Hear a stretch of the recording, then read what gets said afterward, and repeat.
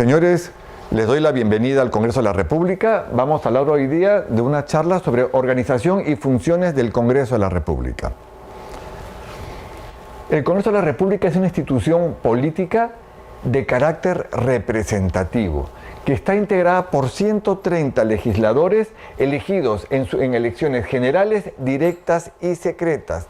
Ellos nos representan, nosotros los ciudadanos les damos a ellos un encargo importantísimo para que ellos lleven nuestra voz a un lugar llamado Congreso. ¿Qué es la democracia? El poder emana del pueblo y representa al pueblo. Es el poder del pueblo la democracia, es la decisión del pueblo. Pero como todo el pueblo no puede tomar decisiones porque no entramos todos los ciudadanos en un solo espacio, tenemos que elegir a personas que llevan nuestra voz a este sitio llamado Congreso. Ellos deciden por nosotros, ¿no? Pero además nuestro Congreso representa todas las características del país. ¿Esto qué significa?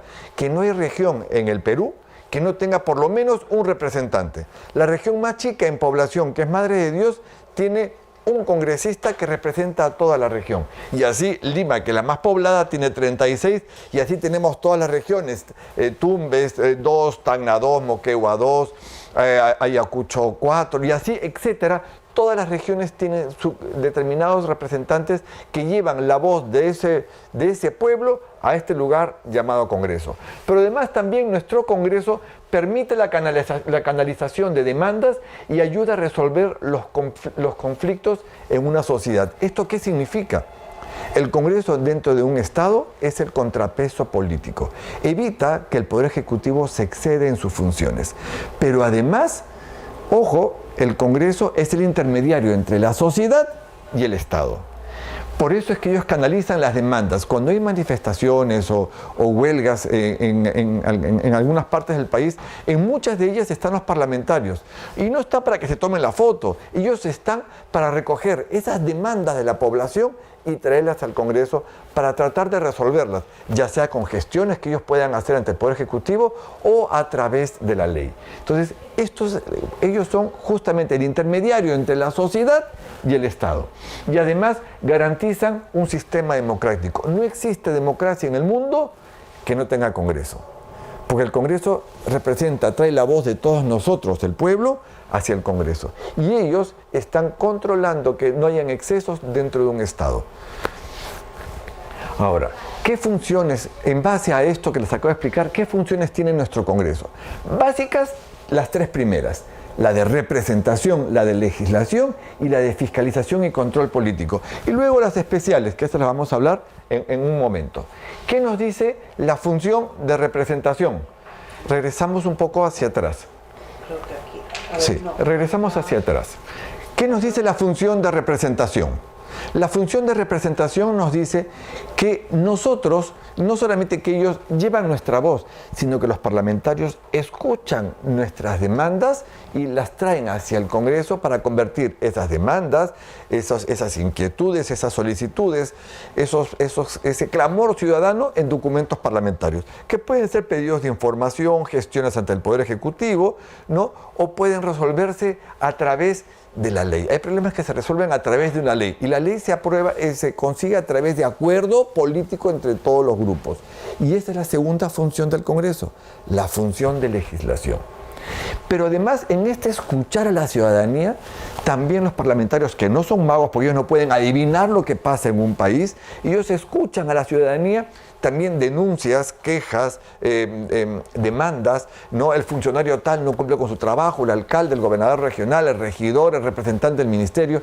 Entonces, todas estas denuncias también son canalizadas a través de los parlamentarios y las traen al Congreso. Y por eso la tercera función es la función de fiscalización y control político. Fiscalización porque supervisan el buen uso de los fondos públicos a través del Estado. Y el control político son los diversos mecanismos que tiene el Congreso para controlar políticamente, en especial ¿a quién? Al Poder Ejecutivo, al Estado en general, pero sobre todo al Poder Ejecutivo. Y luego tenemos las funciones especiales, que en este caso, ¿qué significan las funciones especiales? Es este poder que tiene el Congreso, que es el primer poder del Estado, en poder tomar la decisión de ciertos funcionarios públicos. El Pleno, es decir, la reunión de los 130 congresistas, escogen entre ciudadanos a quienes primero, al defensor del pueblo, a los magistrados del Tribunal Constitucional y a 3 directores de los 7 que tiene el Banco Central de Reserva.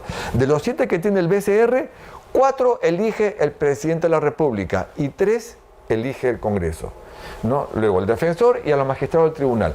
Para la elección de los directores del Banco Central de Reserva se requiere mayoría calificada. ¿Qué significa mayoría calificada? Que es un término que vamos a escuchar mucho. Es la mitad más 1 del número legal de miembros. ¿Cuál es el número legal de miembros? 130 congresistas. La mitad más 1 es 66 parlamentarios. Con esa votación de 66 se eligen a cada uno de los directores del BCR. En cambio, para elegir a defensor del pueblo y a los magistrados del Tribunal Constitucional se requieren 2/3 del número legal de miembros y esto suma 87 votos. Y luego hay otro órgano del Congreso que vamos a hablar después, llamado Comisión Permanente, que funciona todo el año, pero sobre todo funciona en los tiempos de receso. Ellos no eligen, no escogen entre ciudadanos. Ellos reciben la propuesta del presidente de la República y el Congreso en todo caso o designa o ratifica. ¿A quiénes? Designa al Contralor General de la República y ratifica al presidente del Banco Central de Reserva y al superintendente de Banca y Seguros. Pero así como elige o ratifica y designa, también los puede remover. ¿A quiénes? Al presidente del BCR, al Contralor General y a los funcionarios que el Pleno puede elegir. Así como los elige, los puede remover, ¿no? Ahora bien, hay algo que siempre nos dicen a nosotros que trabajamos en el Congreso y se habla mucho en el país. ¿Por qué la Constitución pone solo estos requisitos para ser congresista? El artículo 90 de la Constitución, en el último párrafo, nos dice que para ser congresista se necesita ser peruano de nacimiento, o sea, haber nacido en el Perú, tener como mínimo 25 años de edad y gozar del derecho al voto en cualquier elección, es decir, no estar presos. Estos son los 3 requisitos que te pone la Constitución. Nosotros escogeríamos uno más, que es estar inscrito en un grupo político, debidamente registrado en el Jurado Nacional de Elecciones o estar dentro de la cuota de invitados de ellos y haber sido elegido en forma democrática dentro de su agrupación política. ¿Por qué solo tenemos estos requisitos? Porque nosotros, el Perú, vive en una democracia y en las democracias están compuestas por valores. ¿Qué valores? Son muchos valores, yo solamente les quiero hablar de los 3 más importantes. El más importante de todos los valores es el valor de la igualdad. ¿Qué nos dice la igualdad? Que todos somos iguales ante la ley. Pero además, mi voto vale igual que el voto de usted que me esté escuchando, del presidente de la República, del señor que vende caramelos en la esquina, exactamente 1 a 1. Mi voto no vale ni más ni menos, exactamente igual. ¿Qué nos dice la libertad? La libertad nos habla de que yo puedo elegir a quien a mí me dé la gana, yo puedo escoger a quien quiera, pero también puedo pedir que los ciudadanos voten por mí, elíjanme a mí como político, como parlamentario. Claro, siempre y cuando esté dentro de una agrupación política, porque si no, no me van a elegir alegremente. ¿Y la tolerancia? ¿Qué nos dice la tolerancia? Que tenemos que aprender a aceptar lo que la mayoría decidió. En democracia, el principio general de la democracia es mayoría manda, minoría fiscaliza. Esa es la función básica en una democracia. Regresamos al primer valor de la democracia. El INEI nos dice que del 100% de la población, entre el 25 y 30% son las que tienen acceso a educación superior. Y como toda la población siempre habla sobre este tema, solo escogemos a este 30% de la población que tiene estudios superiores y rechazamos a este 70%, entonces, ¿qué estamos haciendo? Creando ciudadanos de primera categoría versus ciudadanos de segunda categoría. ¿Qué vulneramos aquí? ¿Qué destruimos? El primer valor de la democracia, que es la igualdad. Por eso ninguna constitución te pone más requisitos que los 3 primeros. Haber nacido en el país, el que sea, Argentina, Chile, en este caso Perú, la edad determinada, porque todos los países varían en las edades mínimas para ser parlamentario, y estar en una agrupación política. Por eso esos son los requisitos que te piden para ser parlamentarios. Ahora quiero hablarles algo importante. Esto es para refrescar conocimientos de los que ya lo sepan y los que no, para aprender cómo está organizado nuestro Congreso. Nuestro Congreso es una institución muy protocolar y además muy organizada, muy ordenada. a pesar de que los medios de comunicación dicen lo contrario, pero sin embargo es sumamente organizada. Todo el Congreso además es el centro político del país. Todas las inquietudes, requerimientos, solicitudes, memoriales, quejas, denuncias, todo llega acá al Perú, al Congreso. Y el Congreso se encarga de repartirlo en diferentes órganos del Congreso. En primer lugar tenemos al Pleno del Congreso, que es la máxima asamblea deliberativa donde están reunidos los 130.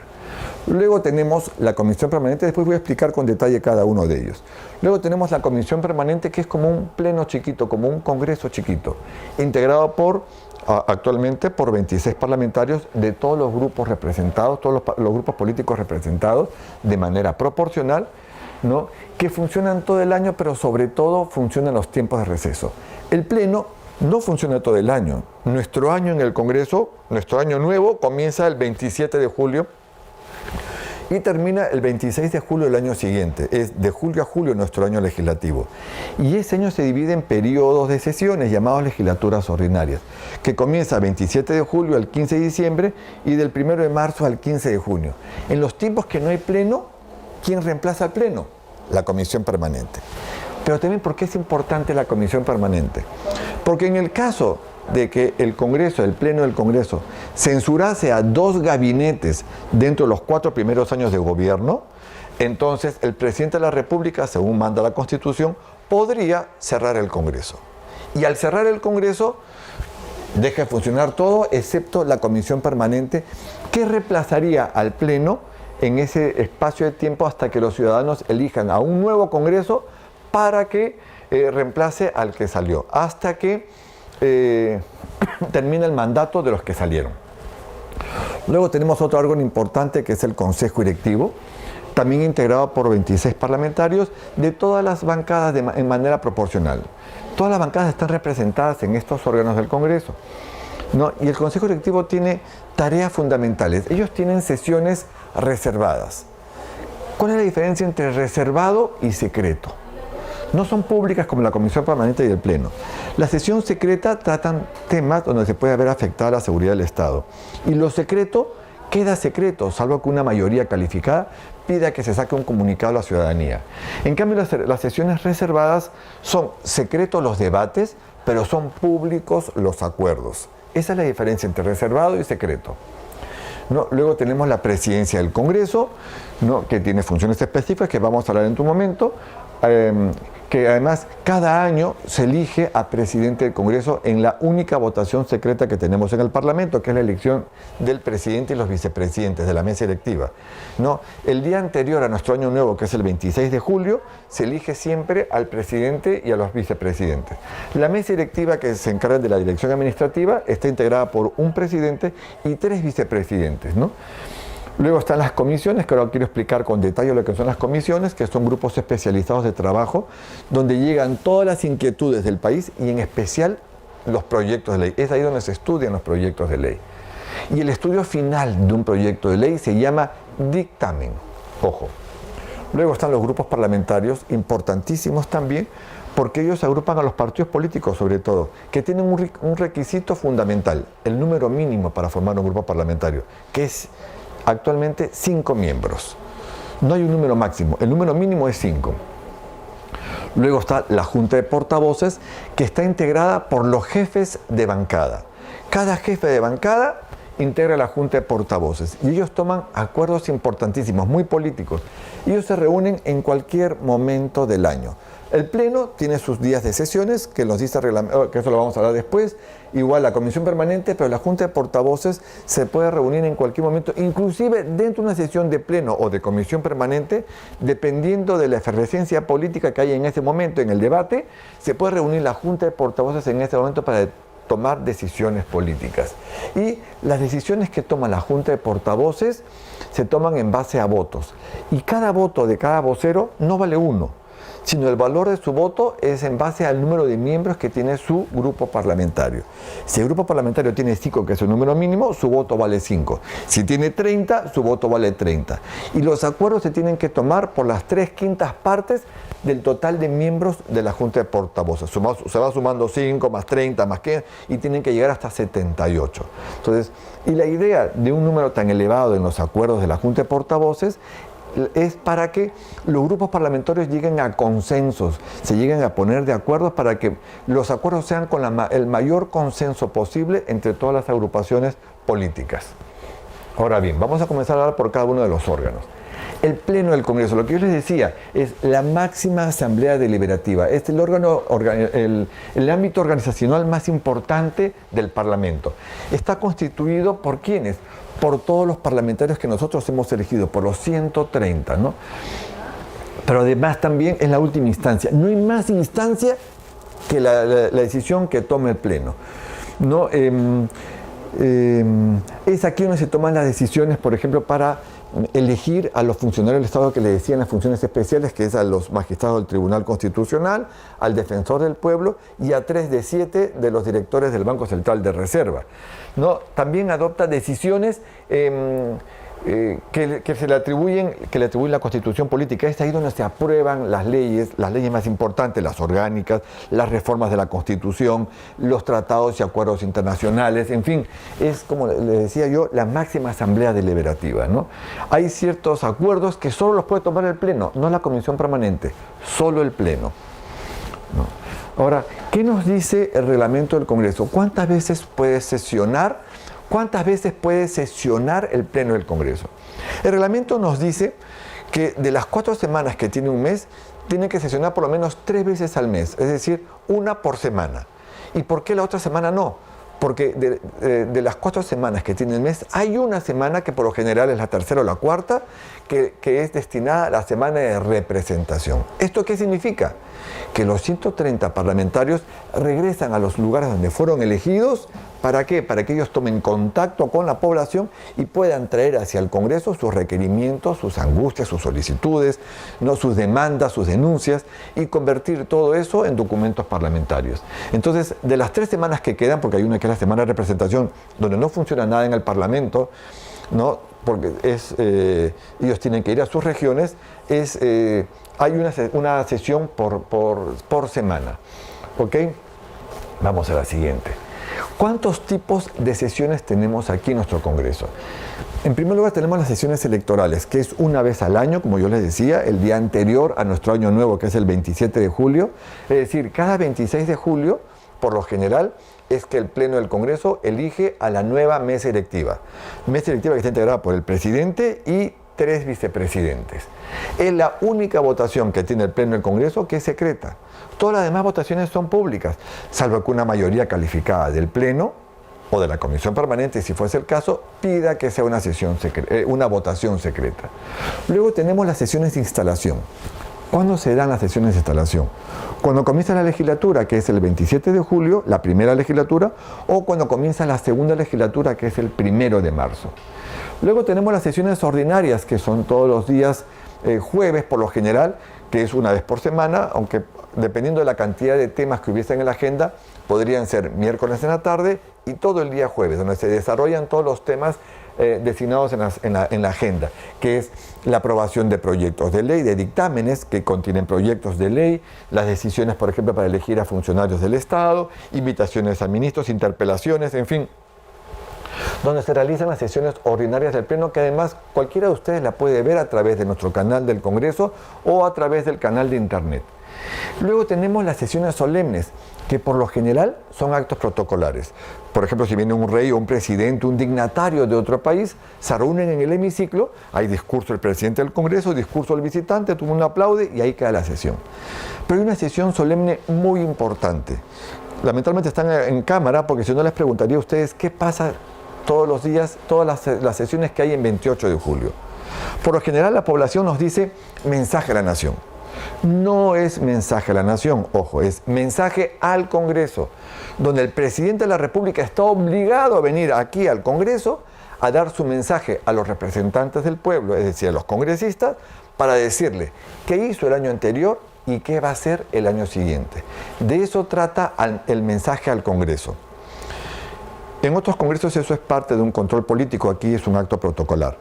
No, el mensaje a la nación lo hace el presidente de la República en cualquier momento del año, con la bandera peruana atrás, y lo puede hacer en cualquier sitio, en Palacio de Gobierno, en el Estadio Nacional, en un parque, en su casa, donde quiera. En cambio, cada 28 de julio el presidente viene al Congreso a dar su mensaje al Congreso de lo que hizo y lo que va a hacer. Y claro, cada 5 años la juramentación, porque el presidente de la República tiene que venir aquí al Congreso a jurar el cargo, ¿no? Arrodillarse ante el Pleno del Congreso y a jurar el cargo, y además nos dice qué es lo que va a hacer en los 5 años. De eso trata el mensaje al Congreso.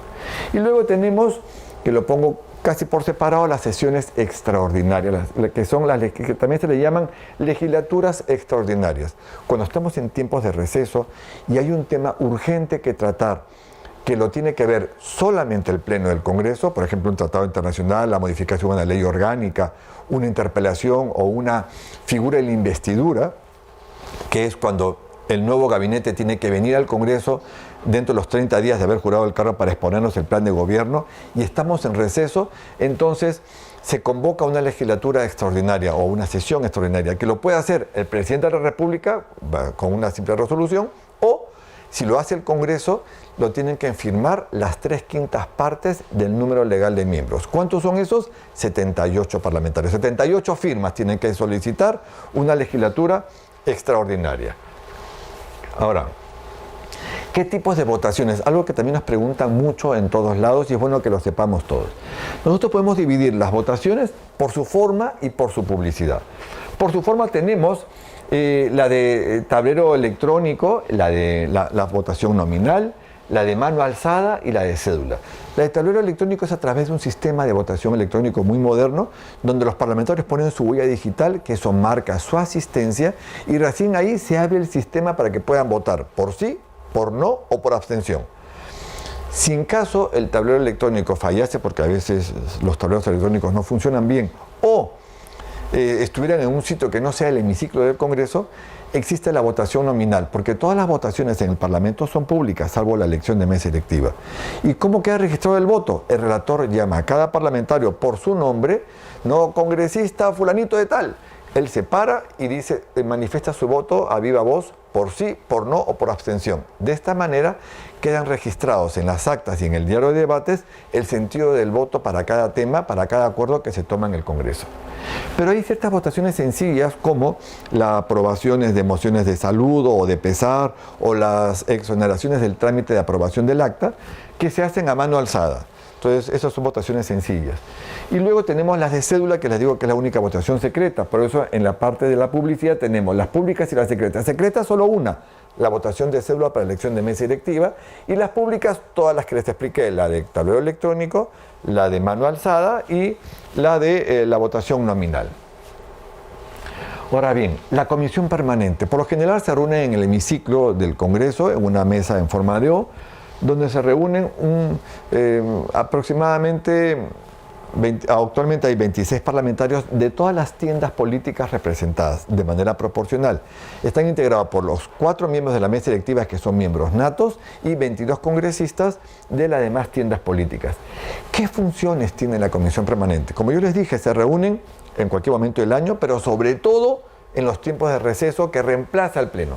¿Qué funciones tiene? Como yo les decía, dentro de las funciones especiales, designan al Contralor General, es decir, reciben el candidato, el presidente de la República, y el Congreso, en base a que revisan ese expediente para ver si están de acuerdo con el candidato o no, aceptan el candidato del presidente y lo designan, o lo rechazan y piden, y el presidente de la República manda a otro. No manda una terna, como se decía en muchos medios de comunicación. La ley dice que manda un candidato. Manda uno, el Congreso lo evalúa, si está de acuerdo, lo designa, y si no, lo rechaza y mandan a otro. Y a otro, así hasta que el Congreso está de acuerdo. ¿Ok? Igual pasa con el presidente del BCR y el superintendente de Banca y Seguros. De los 4 directores que elige el presidente de la República, uno de ellos es el presidente del Banco Central de Reserva. Y lo que hace el presidente de la República, nos envía ese nombre y la comisión permanente ve si lo ratifica o no. Igual con el superintendente de Banca y Seguros y AFPs. ¿Qué más hace la comisión permanente? En tiempos, si es que estamos en tiempo de receso, puede aprobar créditos suplementarios, transferencias de partida y habilitaciones del presupuesto, no, como yo les decía, durante el receso. Y si en caso el Pleno del Congreso entró en receso y se le quedaron muchos temas pendientes, puede, no es obligatorio, si quiere lo hace, le puede prestar este poder de hacer leyes, es decir, le da facultades legislativas a la Comisión Permanente para que la Comisión Permanente pueda aprobar ciertos proyectos de ley, no todos, porque hay muchos proyectos que solo los puede aprobar el Pleno. Por ejemplo, las modificaciones o las creaciones de leyes orgánicas que requieren mayoría calificada, los tratados, convenios o acuerdos internacionales que la Constitución dice claramente que los tiene que ver el Pleno del Congreso. En fin, hay las reformas constitucionales, obviamente. Hay ciertos proyectos que solo los puede ver el Pleno. Los demás, el Congreso, el Pleno puede delegarle a la Comisión Permanente facultades legislativas para que ésta pueda aprobar proyectos de ley. No siempre lo hacen, a veces le delega estas facultades para que lo vean en receso. Luego, el Consejo Directivo, como yo les decía, tiene sesiones reservadas, ellos se reúnen por lo general en la Sala Grau, también tienen un número similar a la Comisión Permanente, donde la mesa directiva son miembros natos que son 4 y 22 parlamentarios de las demás tiendas políticas de manera proporcional. ¿Qué funciones tiene el Consejo Directivo? Primeramente, ellos ordenan el trabajo legislativo semana a semana, es decir, adopta acuerdos para las actividades del Congreso, del Pleno del Congreso y de la Comisión Permanente. Además, ojo, este Consejo Directivo aprueba nuestro presupuesto, el presupuesto del Congreso y nuestra cuenta general. Además, también, lo más importante que aprueba el Consejo Directivo, la agenda del Pleno. En base a acuerdos políticos, el presidente del Congreso lleva el borrador de agenda y los demás parlamentarios o ratifican ese borrador de agenda o le agregan o modifican esa agenda en base a acuerdos políticos y a votaciones que hay dentro del Consejo Directivo. Pero además también algo importante, fijan a cada tema que van a discutir en el Pleno tiempo de debate. Cada jefe de bancada, que también se le llama vocero, decide quién habla en cada proyecto. Ellos tienen reuniones antes de las sesiones del Pleno y ellos deciden quiénes son los que van a hablar en cada Pleno y le alcanzan esa relación de oradores a los vicepresidentes para que el presidente sepa a quién le da la palabra. ¿Y los demás qué hacen? Apoyan con el voto. En los congresos del mundo y el Perú, entre ellos, los votos en el Pleno y en la Comisión Permanente son en bloque. Cada partido decide cómo se vota, porque cada partido tiene un interés determinado que ese partido considera el mejor para el país. Y así funciona la democracia. Solo los parlamentarios votan de manera individual cuando se discute un proyecto donde se pueden ver afectados los principios o los valores. Por ejemplo, una ley sobre divorcio, sobre aborto, o sobre, no sé, pues ese tipo de proyectos, es ahí donde los partidos políticos le dan libertad a sus miembros para que cada uno de ellos vote como quiera. En todo lo demás, los votos siempre son en bloque. Entonces, cuando hay debate de un tema, de un proyecto de ley, entonces los demás parlamentarios que no hablan apoyan con el voto a los que hablaron de su grupo parlamentario. Todos quieren hablar, pero si todos hablaran, ¿qué nos dice nuestro reglamento del Congreso? En las reglas del debate, el reglamento dice que si todos hablaran, se daría el tiempo máximo, es decir, 5 minutos por parlamentario. Y si hablan 5 minutos por parlamentario, si multiplicamos 5 por 130, nos da cerca de 11 horas de debate. Y lo más tirano que hay en el Congreso es el tiempo. Entonces, si se tomaran 11 horas de debate por cada proyecto de ley, no verían absolutamente casi nada. Por eso es que en el Congreso todo tiene tiempo. Y es este órgano, el Consejo Directivo, quien determina los tiempos de debate para cada tema. Otra función que tiene este Consejo Directivo importante es la aprobación de las licencias. Los parlamentarios no faltan porque quieren. Si ellos quieren faltar, porque tienen o representan al Congreso en una función oficial, o tienen un viaje de trabajo, o están enfermos, ¿no? O algo personal, tienen que pedir licencia a este órgano, al Consejo Directivo. Y el Consejo verá si les otorga o no la licencia.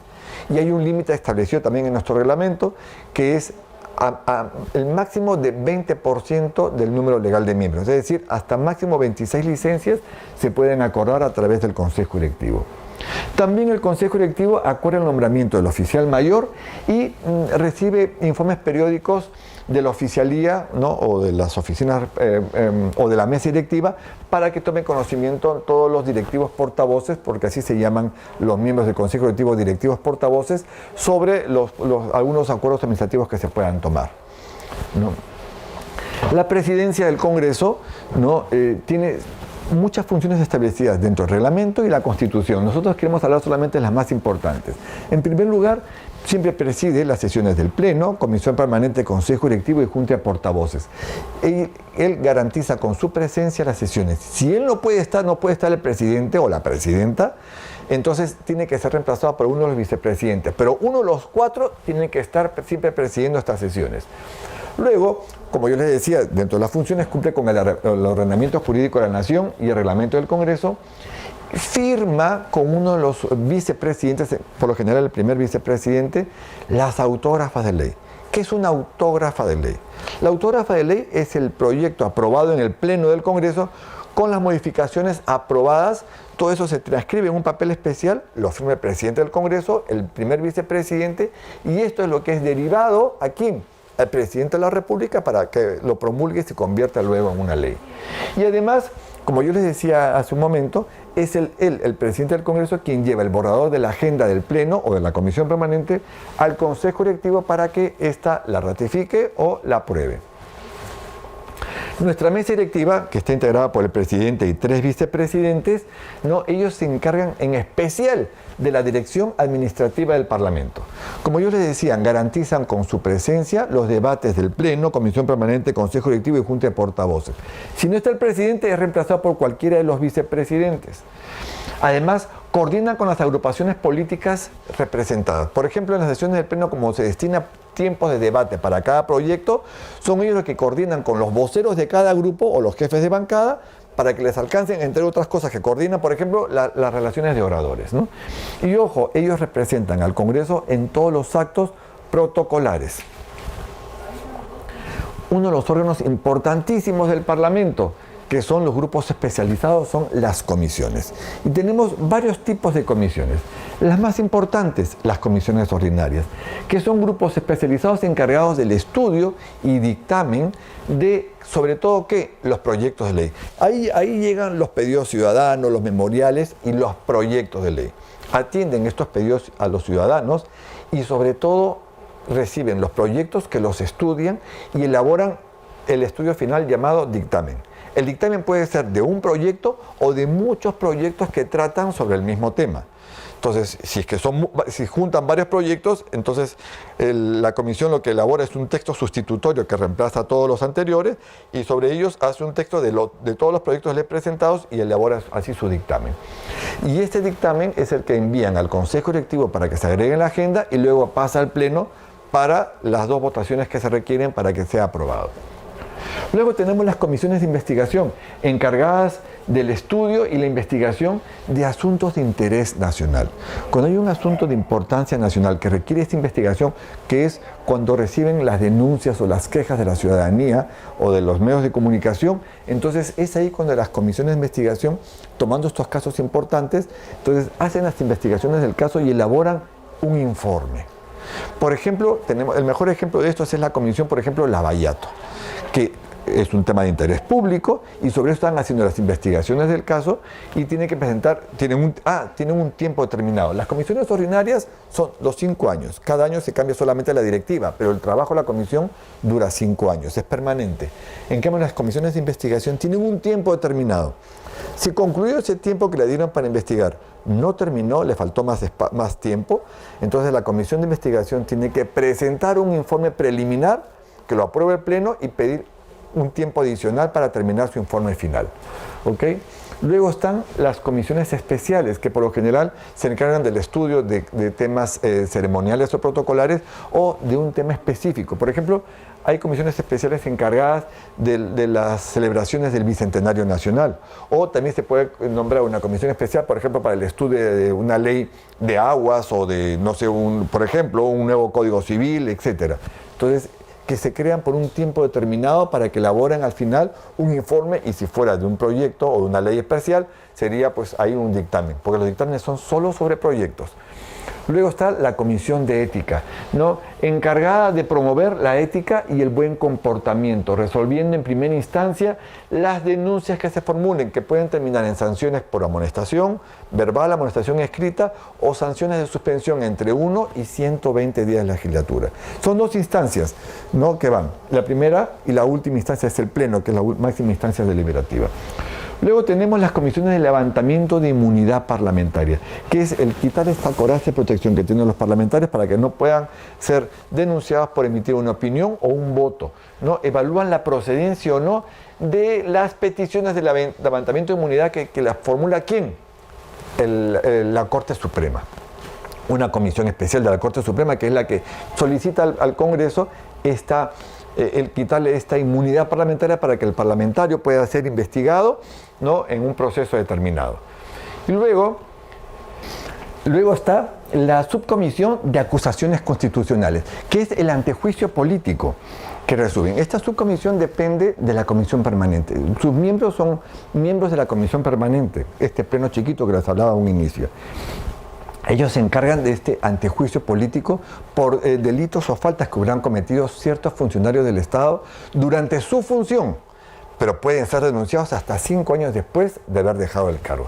¿Quiénes son ellos? En orden de jerarquía: Presidente de la República, congresistas, ministros de Estado, vocales supremos, fiscales supremos, magistrados del Tribunal Constitucional, magistrados del Consejo Nacional de la Magistratura, defensor del pueblo y Contralor General.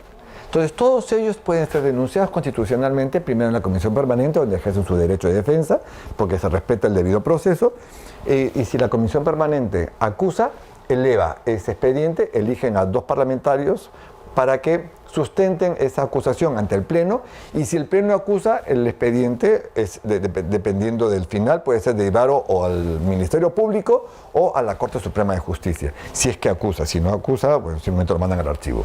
Entonces, estas son todas las comisiones que tenemos dentro del Parlamento.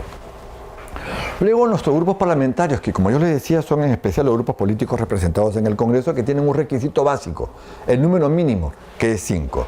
No hay un número máximo y obviamente también tiene que tener ideas políticas similares para que puedan tener mayores relaciones, ¿no? Ellos se encargan de la participación en los debates, es decir, cada jefe de cada grupo parlamentario determina quién habla en base a los acuerdos políticos que hayan tomado cada grupo. Habla el que sabe y los demás apoyan, como yo les decía, con el voto, ¿no? Canalizan, calendarizan el orden del día, es decir, en el Consejo Directivo están representados cada grupo parlamentario y ellos, en base a votaciones, ven qué proyectos van a entrar, las prioridades, los tiempos de debate, ¿no? Se encargan de fijar los temas en la agenda, como les decía, pero además también ellos reciben, cuando terminan las sesiones, antes de cada consejo directivo, las actas del Pleno, para que vean si es que en la sesión del Pleno puedan observar el acta, si es que hubiese algo que no estuvieran de acuerdo, o simplemente la aprueban de manera inmediata, ¿no? Entonces, ellos se encargan de ordenar todo el trabajo legislativo de cada grupo parlamentario. Nombran a sus miembros que van a estar en cada comisión, a los directivos portavoces que van a estar en el consejo directivo, eligen cada año a su vocero, que es el jefe de bancada, que es el que va a representarlos a ellos en la Junta de Portavoces. Y además, algo importante, la función más importante que tiene el grupo parlamentario, es que ahora los parlamentarios ya no presentan directamente a la mesa de partes sus proyectos. Lo tiene que presentar ahora directamente, ¿a dónde? A los grupos parlamentarios. Es el primer filtro. Y el grupo parlamentario, si está de acuerdo con el proyecto presentado por sus miembros, si es que lo considera apto, entonces lo presentan a través del grupo con firmas. Si el grupo tiene 5 miembros, tiene que tener por lo menos 3 firmas. Si tiene más de 5, tiene que tener por lo menos 6 firmas y siempre tiene que firmar el jefe de bancada. Aquellos parlamentarios que renunciaron a sus grupos y no tienen bancada, entonces se juntan solamente para, el reglamento dice que se llaman grupo parlamentario especial, que solo se juntan para presentar proyectos de ley con la mayoría de firmas de los que no tienen grupo. Entonces, esto es la importancia de los grupos parlamentarios. Uno de los grupos, de los órganos más importantes del Parlamento es la Junta de Portavoces, que se reúnen, tienen sesiones también reservadas como el Consejo Directivo. Sus debates son secretos, pero sus acuerdos sí son públicos, ¿no? Ellos se reúnen en la sala Basadre, que está detrás del Pleno. Está integrada por los jefes de cada bancada. Dependiendo de la cantidad de grupos parlamentarios que hay en cada congreso, entonces hay la cantidad de miembros que tiene la Junta de Portavoces. Y solamente, también obviamente la mesa directiva son miembros natos, pero ellos no votan. porque solamente votan los voceros o jefes de bancada. Como yo les decía, cada vocero, el valor de cada vocero o de cada jefe de bancada es de acuerdo al número de miembros que tiene. Si su bancada tiene 30 miembros, su voto vale 30. Si la bancada tiene 5, que es el número mínimo, su voto vale 5. Y los acuerdos tienen que ser por las 3/5 partes del total de miembros. Tienen que sumar 78. Total de miembros representados en la Junta de Portavoces. Porque si hay 10 parlamentarios que renunciarán a sus grupos y están como no agrupados o no tienen grupo, entonces sería las 3/5 partes no de 130, sino de 120. Y así va bajando de acuerdo a los que vayan renunciando a sus grupos. Pero, por ejemplo, cuando llegan temas o proyectos de ley con carácter de urgencia al Poder Ejecutivo que tienen que verse inmediatamente, ahí la votación es por la mayoría calificada de la Junta de Portavoces. No por las 3/5 partes, sino por la mayoría calificada. Si fueran 130 los miembros, entonces sería por 66 votos. Es decir, se va sumando 30 de un grupo, 5 de otro, 20 de otro, y tienen que llegar a 66. Y ahí se ven estos proyectos con carácter de urgencia que ¿qué trabajo tiene la Junta de Portavoces? Por ejemplo, exonerar ciertos trámites en la aprobación de una ley, que son el estudio en comisiones, ¿no? El trámite de envío y estudio en comisiones, la prepublicación. Cuando la comisión elabora su dictamen, está obligado a publicarlo en el portal para que los parlamentarios puedan estudiar los dictámenes que hacen las comisiones de las cuales ellos no son miembros, para que a la hora del debate ellos ya sepan de qué se trata. Y tiene que estar publicado obligatoriamente por 7 días o una semana. Pero si hay un tema urgente que ver, entonces se puede exonerar los días que faltan para 7 o los 7 días de publicación. Y ojo, como yo les decía, todo proyecto tiene que ser votado 2 veces. Entre la primera votación y la segunda votación tiene que transcurrir 7 días. ¿Para qué sirve la doble votación? Es como la doble cámara cuando había Senado de la República y Cámara de Diputados. Cámara política, cámara reflexiva. La primera votación, la votación política, la segunda votación, votación reflexiva. Tienen esta semana de reflexión los parlamentarios para ver si es que en la segunda votación ratifican su primera postura o pueden hacer modificaciones porque a veces por el apuro político, por la coyuntura, por tratar de aplacar algún conflicto social, que es lo que suele ocurrir a veces, no siempre, pero algunas veces puede ocurrir. Entonces la doble votación, justamente, la segunda votación es para corregir alguna deficiencia que hubiera podido haber en la primera y que salga de esta ley de manera exacta. O en la segunda también pueden mandarlo al archivo si es que consideran que el proyecto no sirve. Entonces, esta es la idea de la doble votación, es una votación reflexiva. ¿Qué otra función tiene la Junta de Portavoces? Ojo, si bien es cierto el Consejo Directivo aprueba la agenda, la Junta de Portavoces puede variarla. Puede variar también los tiempos de debate, ¿no? Y puede priorizar ciertos asuntos. Si llega un proyecto urgente para debate y ya está la agenda realizada y ya estamos en plena sesión, la Junta de Portavoces se puede reunir durante la sesión del Pleno de la Comisión Permanente y agregar un tema adicional a la agenda, que lo puedo poner en primer lugar o en segundo, ¿no? Con un tiempo de debate que no ha sido publicado. O sea, priorizan ciertos asuntos del debate. O el asunto que estuvo en número 20 lo ponen primero y el primero lo pueden poner en el número 20. O quitar temas de la agenda o agregar. Esta función tiene la Junta de Portavoces. Son decisiones muy políticas y muy importantes. Inclusive, si es que tomaron acuerdos de reglas de debate para un tema determinado que quieren discutir muy político, también la Junta de Portavoces pueda variar estas reglas de debate en cuanto a tiempos o requisitos que tengan. Es unas decisiones muy políticas que toma esta Junta de debate, esta Junta de Portavoces. Y con esto termina esta charla, que es algo que nos tiene que quedar a todos nosotros muy claro. El periodo constitucional dura 5 años, ¿ok? Y cada periodo está dividido por años. Cada año legislativo comienza el 27 de julio. Nuestro año no comienza el 1 de enero, comienza el 27 de julio y termina el 26 de julio del año siguiente. Dentro de ese año tenemos periodos de sesiones llamados legislaturas ordinarias. La primera comienza el 27 de julio y termina el 15 de diciembre. La segunda legislatura comienza 1 de marzo y termina el 15 de diciembre. ¿Qué deja de funcionar en el receso parlamentario? ¿Qué deja de funcionar en estos recesos? Deja de funcionar solamente el Pleno. Todo lo demás, los demás órganos funcionan. Solo deja de funcionar el Pleno. ¿Y quién reemplaza al Pleno en receso? La Comisión Permanente, ¿ok? Que funciona todo el año, pero sobre todo en el receso parlamentario. Esto es bueno que nosotros como funcionarios del Parlamento lo difundamos, o ustedes como ciudadanos que nos escuchan nos puedan ayudar, podamos difundir esto, porque muchas veces ciertos medios de comunicación dan a entender que en tiempos de receso el Congreso cierra sus puertas y todos nos vamos de verano.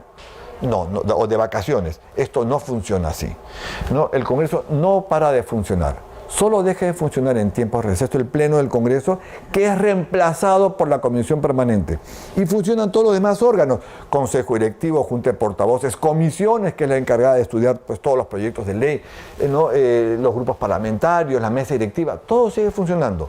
Solo el Pleno en los tiempos de receso. Y esto es todo lo que les quería contar en base a este curso de organización y funciones del Congreso de la República. Muchísimas gracias y nos vemos en un siguiente curso.